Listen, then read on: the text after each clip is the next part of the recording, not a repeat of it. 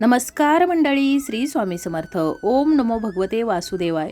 तर सध्या पवित्र अधिक मास सुरू असून अधिक मास समर्पित आहे भगवान श्री हरी विष्णूंना. या अधिक मासामध्ये केलेली सेवा असेल, उपासना, आराधना याचं आपल्याला अधिक पटीनं फळ प्राप्त होत असतं. आणि म्हणूनच या अधिक मासामध्ये आपल्यावरील, आपल्या कुटुंबावरील संकट दूर करण्यासाठी, आपल्या घराची, मुलाबाळांची प्रगती भरभराट होण्यासाठी अनेक उपाय, अनेक सेवा केल्या जातात. असाच एक साधा सोपा परंतु अत्यंत प्रभावी उपाय आपल्याला करायचा आहे. या अधिक मासामध्ये कोणतंही शुभ कार्य होत नाही, परंतु आपल्या मुलांचा विवाह जमण्यासाठी किंवा विवाहातील अडचणी दूर करण्यासाठी या अधिक मासामध्ये आपण उपाय तर नक्कीच करू शकतो.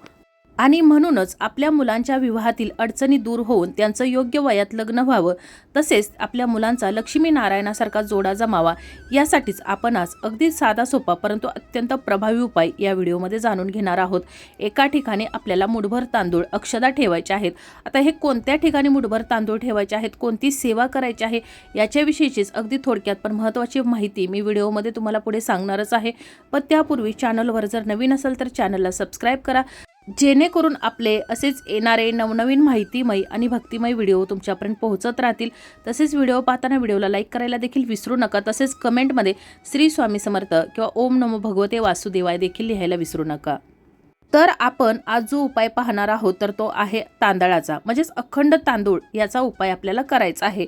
तर सर्वप्रथम आपण या अखंड तांदळाचे म्हणजेच या अक्षतांचे महत्त्व जाणून घेऊया. तर धार्मिक विधींमध्ये अखंड तांदळांना म्हणजेच या अक्षदांना अत्यंत पवित्र आणि महत्त्वाचं स्थान आहे. अखंडता, सुख, समृद्धी आणि पूर्णत्वाचे प्रतीक म्हणून पूजेत अखंड तांदूळ वापरले जातात. तुटलेला तांदूळ अपूर्णता दर्शवतो, तर अखंड तांदूळ जीवनातील परिपूर्णता, स्थिरता आणि अखंड आशीर्वादाचे प्रतीक मानला जातो. तसेच अखंड तांदळामध्ये नकारात्मक ऊर्जा नष्ट करून सकारात्मक ऊर्जा आकर्षित करण्याची व टिकवून ठेवण्याची क्षमता असते. तसेच अक्षदा या शब्दाचा अर्थ ज्याचा कधीही नाश होत नाही असा होतो. पूजेत अक्षदा वाहने म्हणजेच घरात धनधान्याची कमतरता भासू नये अशी प्रार्थना होय. तसेच तांदूळ हे अन्नपूर्णा देवतेशी संबंधित मानले जातात आणि कोणत्याही पूजेत एखादं विशिष्ट फूल किंवा सामग्री जर उपलब्ध नसेल तर त्याऐवजी तांदूळ अर्पण केले तरी ती पूजा पूर्ण मानली जाते. आणि ज्योतिषशास्त्रानुसार अखंड तांदळाला माता लक्ष्मीचं प्रतीक मानलं जातं. आणि तांदळाच्या डब्यात थोडेसे पैसे ठेवल्यानं घरात बरकत राहते आणि आर्थिक चणचण दूर होते असं देखील म्हटलं जातं. तर अशा या अत्यंत पवित्र अशा अखंड तांदळाचा उपाय आपण आज या व्हिडिओमध्ये आपल्या मुलांच्या विवाहातील अडचणी दूर करण्यासाठी पाहणार आहोत. तर अधिक मासातील कोणत्याही गुरुवारपासून तुम्ही या उपायाला सुरुवात करू शकता. आता उपाय आपल्याला गुरुवारी करायचा आहे. गुरुवार हा भगवान श्री हरी विष्णू यांना समर्पित वार आहे आणि त्यामुळं आपल्याला सकाळी ज्या वेळेला आपली मुलं आंघोळ करत असतील तर त्यावेळेला त्यांच्या आंघोळीच्या पाण्यामध्ये चिमूटभर हळद टाकायची आहे. हळद ही भगवान श्री हरी विष्णू यांना अत्यंत प्रिय आहे आणि भगवान श्री हरी विष्णू यांच्या पूजेमध्ये सर्वप्रथम मान हा हळदीचा असतो. आणि मुलांच्या आंघोळीच्या पाण्यामध्ये हळद टाकल्यानं मुलांचा गुरुग्रह मजबूत होतं, बळकट होतं आणि शरीरावरील जे नकारात्मकता आहे तर ती दूर होण्यास मदत होते. त्याचबरोबर मन शांत आणि एकाग्र होतं. त्यानंतर आपला जो घराचा मुख्य दरवाजा आहे तर त्याच्या उंबरट्यावरती हळदीनं लेपन करायचं आहे. दरवाजावरती हळदीनं स्वस्तिक काढायचं आहे. त्याचबरोबर हळदीचं पाणी संपूर्ण घरामध्ये शिंपडायचं आहे, जेणेकरून घरामध्ये जी नकारात्मकता पसरलेली आहे तर ती देखील दूर होण्यास मदत होणार आहे. त्यानंतर आपल्याला देवघरासमोर बसायचं आहे. सर्वप्रथम तर तुळशीची पूजा करून घ्यायची आहे. तुळशीची पूजा करताना तुळशीला जे जल अर्पण करणार आहात, पाणी अर्पण करणार आहात तर त्यामध्ये देखील चिमूटभर हळद टाकायची आहे. त्याचबरोबर उसाचा रस हा तुळशीला गुरुवारी अर्पण करायचा आहे. तुळस ही भगवान श्री हरी विष्णू यांना अत्यंत प्रिय आहे आणि तुळशीच्या पानाशिवाय भगवान श्री हरी विष्णू नैवेद्य देखील स्वीकारत नाहीत. आणि म्हणून तुळशीची पूजा करताना भगवान श्री हरी विष्णू यांचं नामस्मरण देखील करायला विसरायचं नाही. तुळशीला 11 प्रदक्षिणा घालायच्या आहेत. त्यानंतर देवघरासमोर येऊन बसायचं आहे. सर्वप्रथम तर देवघरातील देवी देवतांची पूजा करून घ्यायची आहे. आपल्या कुलदेवतेची पूजा करून घ्यायची आहे. बाळकृष्णाला अभिषेक करायचा आहे, पाण्याने अभिषेक करायचा आहे. अभिषेक करताना पाणी जे वापराल तर ते देखील हळदीचं असावं. भगवान श्री हरी विष्णू यांचं स्वरूप बाळकृष्ण हे आहेत, त्यामुळे त्यांना अभिषेक करताना हळदीचं पाणी अर्पण करायचं आहे आणि हे पाणी देखील घरामध्ये शिंपडायचं आहे. थोडं थोडं कुटुंबातील सर्वांनी हे पाणी देखील घ्यायचं आहे. त्यानंतर आपण जी सेवा करणार आहोत तर तो उपाय करायचा आहे. त्यासाठी आपल्याला अखंड मुठभर तांदूळ लागणार आहेत. एका वाटीमध्ये तुम्ही हे तांदूळ घ्यायचे आहेत. मुठभर म्हणजे मुठभरच नाहीत तर त्यापेक्षा जास्त असतील तरी देखील चालेल. त्यापूर्वी देवघरासमोर तुम्हाला दिवा प्रज्वलित करून घ्यायचा आहे। कोणताही उपाय सेवा करताना अग्निदेवतेला साक्षी मानून जर केला तर त्याचं आपल्याला निश्चित आणि अखंड फळ प्राप्त होत असतं। आपण कोणतेही शुभ कार्य पाहतो तर त्यामध्ये सर्वप्रथम दीप प्रज्वलन केलं जातं आणि त्यानंतरच मग त्या शुभ कार्याला सुरुवात केली जाते आणि म्हणूनच आपण देखील सर्वप्रथम दिवा प्रज्वलित करायचा आहे आणि मगच उपायाला सुरुवात करायची आहे। तर दिवा प्रज्वलित करताना त्या दिव्याखाली हे आसन नेहमी करायला हवं, म्हणजेच एक प्लेट ठेवायची आहे, त्यामध्ये थोड्याशा अक्षदा ठेवू शकता, गहू ठेवू शकता किंवा फुलाच्या पाकळ्या ठेवल्या तरी देखील चालेल आणि त्यावरती हा दिवा प्रज्वलित करायचा आहे देशी गायच्या तुपाचा। या दिव्यामध्ये देखील चिमूटभर हळद, पिवळी मोहरी, 2 अखंड लवंगा आणि भीमसेनी कापराची एक वडी टाकायची आहे आणि असा हा दिवा देवघरासमोर प्रज्वलित करायचा आहे। त्यानंतर आपल्याला हे तांदूळ घ्यायचे आहेत, अखंड तांदूळ घ्यायचे आहेत, कुठेही तुटलेला नसावा। आता आपल्याला नुसते तांदूळच घेऊन चालणार नाही, तर तांदळाबरोबर आपल्याला आणखीही काही वस्तू लागणार आहेत। हे जे तांदूळ घेतलेले आहेत तर ते सर्वप्रथम तुम्हाला हळदीनं पिवळे करून घ्यायचे आहेत। सर्व जेवढे तुम्ही वाटीवर घेतलेले असतील तर तेवढे सर्व तांदूळ तुम्हाला हळदीनं पिवळे करून घ्यायचे आहेत। त्यानंतर तुम्हाला घ्यायचे आहेत 2 अखंड लेकुरवाळी हळकुंड, छोटी लहान आकाराची घ्यायची आहेत, जास्त मोठी घ्यायची नाहीत। त्यानंतर लागणार आहे 2 आपल्याला अखंड लवंगा, 2 हिरव्या वेलच्या, त्याचबरोबर विड्याची 2 पानं आणि त्याचबरोबर 1 सुपारी।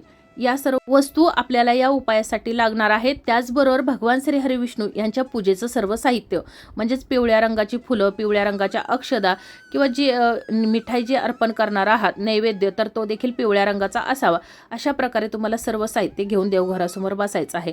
आता या ज्या अक्षदा घेतलेल्या आहेत आपण पिवळ्या केलेल्या वाटीमध्ये, तर त्यातील 108 अक्षदा मोजून घ्यायच्या आहेत। 108च असावेत, त्यापेक्षा कमीही नाही आणि जास्त नाही। एक प्लेट घ्यायची आहे आणि त्या प्लेटमध्ये तुम्हाला या 108 अक्षदा ठेवायच्या आहेत।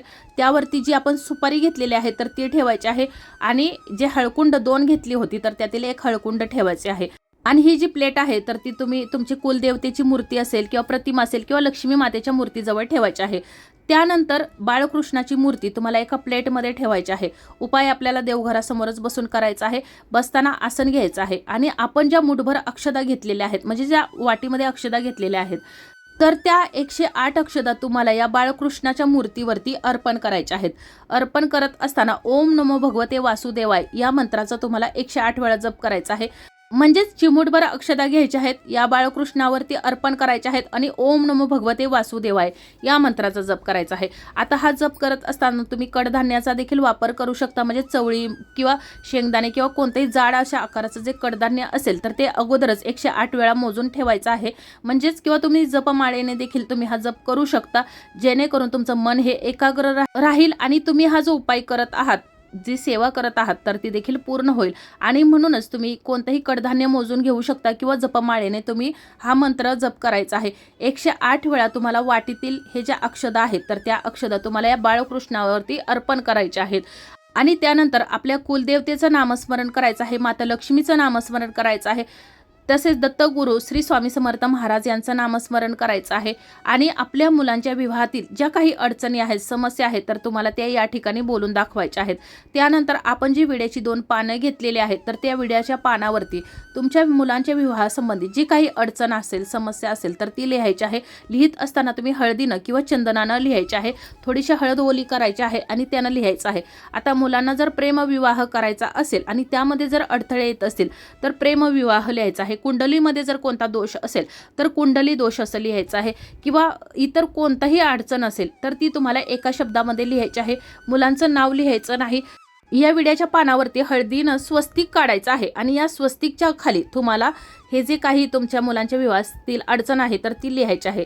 त्यानंतर आपण ज्या अगोदर 2 अखंड लवंगा घेतलेल्या होत्या तर त्या लवंगाची जी पुढचा भाग आहे म्हणजेच फुलाचा भाग आहे तर तो तुम्हाला कुंकवानं लाल करून घ्यायचा आहे।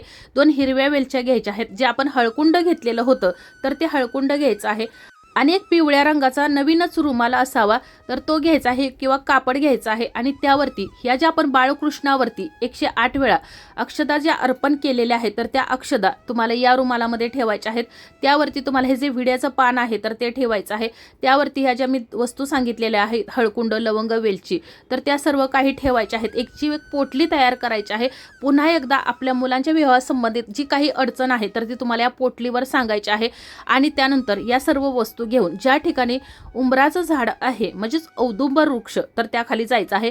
उंबराच्या झाडामध्ये श्री दत्तगुरु भगवान श्री हरी विष्णू माता लक्ष्मी वास करत असते आणि गुरुवार हा दत्तगुरूंना भगवान श्री हरी विष्णू माता लक्ष्मीला समर्पित वार असल्यामुळे तुम्हाला या उंबराच्या झाडाखाली जायचं आहे। मी अगोदर सांगितलं त्याप्रमाणे ज्याप्रमाणे भगवान श्री हरी विष्णूंची पूजा करण्यासाठी आपण जे साहित्य घेतलेलं आहे, पिवळ्या केलेल्या अक्षदा, पिवळी फुलं, पिवळी मिठाई, जे काही आणलेलं साहित्य आहे पूजेचं, तर त्यांनी धूपदीप दाखवून तुम्हाला या सर्वप्रथम उंबराच्या झाडाची पूजा करायची आहे।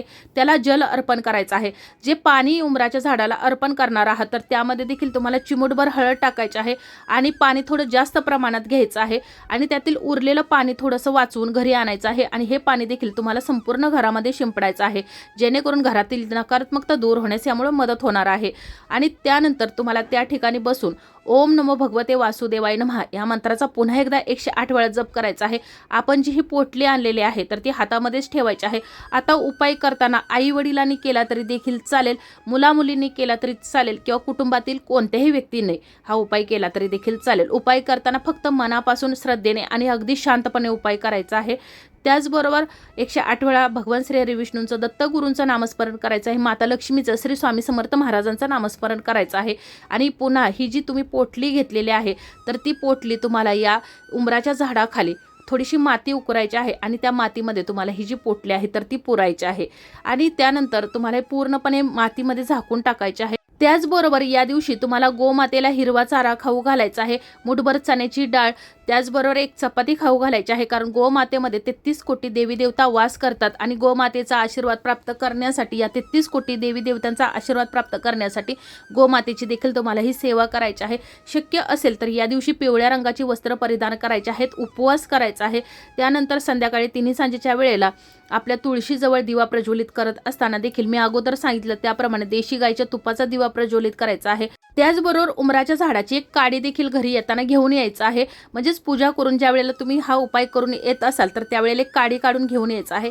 त्यानंतर 3 सांजेला देवघराजवळ दिवा प्रज्वलित करायचा आहे आणि ज्या आपण 108 अक्षदा मोजून ठेवलेल्या होत्या त्यावर एक सुपारी आणि हळकुंड ठेवलेलं होतं, तर त्यानंतर तुम्हाला ते घ्यायचं आहे आणि जे हळकुंड अगदी छोट्या आकारात मी अगोदर सांगितलेलं घ्यायचं आहे, तर ते हळकुंड आणि ही उंबराच्या झाडाची जी काडी आहे तर ती घ्यायची आहे आणि आपल्या मुलांच्या हातामध्ये किंवा तुम्हाला जर हातामध्ये बांधणं शक्य होत नसेल तर ती दंडावरती किंवा गळ्यामध्ये घातलं तरी देखील चालेल आणि लाल कलरचा किंवा पिवळा केलेला धागा करून घ्यायचा आहे, कलाव्याचा धागा घेऊ शकता आणि त्यानं तुम्हाला ही जी काडी आणि हे हळकुंड आहे ते गळ्यामध्ये बांधायचं आहे। जोपर्यंत मुलांचा विवाह जमत नाही, ठरत नाही किंवा विवाहातील अडचणी दूर होत नाहीत तोपर्यंत तुम्हाला या वस्तू गळ्यामध्ये ठेवायच्या आहेत। आणि ज्या अखंड अक्षदा 108 घेतलेल्या आहेत आणि सुपारी आहे तर ती तुम्हाला पिवळ्या रंगाच्या कपड्यामध्ये बांधून मुलांच्या जवळ ठेवायची आहे। मुलांच्या जवळ ठेवणं जर शक्य होत नसेल तर तुम्ही देवघरामध्येच एक प्लेट ठेवायची आहे, त्यामध्ये अक्षदा ठेवायच्या आहेत आणि त्यावर ही सुपारी तुम्हाला हळदीनं किंवा कुंकवानं लाल करायची आहे आणि त्यावर ठेवायची आहे। दररोज देवपूजा करताना तुम्हाला या सुपारीची पूजा करायची आहे। सुपारी हे गणपती बाप्पांचं स्वरूप मानलं जातं आणि गणपती बाप्पांना विघ्नहर्ता म्हटलं जातं आणि या विघ्नहर्त्याच्या कृपेने तुमच्या मुलांच्या विवाहातील सर्व अडचणी दूर करण्यासाठी तुम्हाला हा उपाय करायचा आहे। म्हणजेच या वस्तू तुम्हाला तांदळावरती ठेवायच्या आहेत आणि जरी तुम्हाला मुलांच्या हातामध्ये जरी हळकुंड बांधणं शक्य होत नसेल किंवा ही जी काडी आणलेली बांधणं होत नसेल तरी देखील तुम्ही या सुपारीसोबत त्याची देखील देवघरामध्ये ठेवून पूजा करायची आहे। ज्या वेळेला स्थळ पाहण्यासाठी जात असाल तर त्यावेळेला ही सुपारी सोबत ठेवायची आहे। घरी आणल्यानंतर पुन्हा याचा अभिषेक करून पुन्हा ज्या ठिकाणी होती त्या ठिकाणी ठेवायचे आहे। 5, 7, 11 गुरुवार तुम्हाला हा उपाय करायचा आहे। अगदी साधा सोपा उपाय आहे परंतु अत्यंत प्रभावी उपाय आहे आणि दर गुरुवारी तुम्हाला 108 तांदूळ मोजून बाजूला ठेवणं गरजेचं नाही। तुम्हाला ही पोटली फक्त बनवून तुम्हाला ज्या ठिकाणी मी उंबराच्या झाडाखाली न्यायला सांगितलेले आहे तर तिथं ठेवायचे आहे। दुसऱ्या वेळेला तुम्ही जर गेला आणि त्या ठिकाणी जर ही पोटली असेल म्हणजे अगोदरच्या गुरुवारची तर ती तुम्ही उचलून वाहत्या पाण्यामध्ये सोडायची आहे आणि त्या ठिकाणी तुम्ही दुसरी पोटली ठेवायची आहे। असा हा उपाय तुम्हाला करायचा आहे। मनापासून श्रद्धेने करायचा आहे, मनामध्ये कोणतीही शंका न ठेवता करायचा आहे। भगवान श्री हरी विष्णू आपली कुलदेवता श्री स्वामी समर्थ महाराज, दत्तगुरू, माता लक्ष्मी यांचं नामस्मरण करायला विसरायचं नाही। माहिती आवडली असेल तर व्हिडिओला लाईक करा, चॅनलला सबस्क्राईब करा। तुमचे जर काही अडचणी असतील तर तुम्ही मला कमेंटमध्ये विचारू शकता। धन्यवाद।